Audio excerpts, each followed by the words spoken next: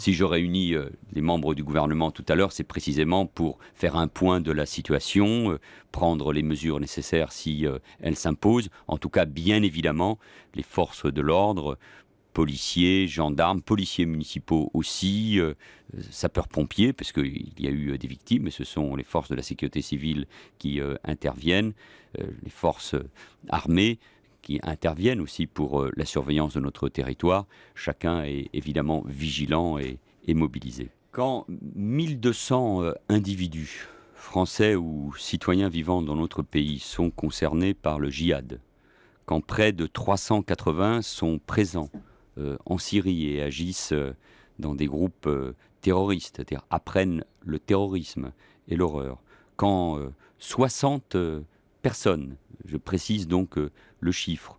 des Français en général, sont morts sur place dans les rangs des groupes djihadistes, il y a bien sûr une menace d'une ampleur jamais inégalée. Il faut faire preuve d'une très grande vigilance parce que c'est vrai que le monde fait face à une menace terroriste jamais inégalée, surtout quand elle peut naître dans notre sein et qu'elle peut concerner aussi des individus qui s'auto-radicalisent sur Internet, qui ont parfois aussi des profils psychiatriques particulièrement préoccupants. Il faut être vigilant, mobilisé et en même temps faire preuve d'une très grande détermination par notre force démocratique et par la tranquillité dont les Français doivent faire preuve, notamment dans ces périodes.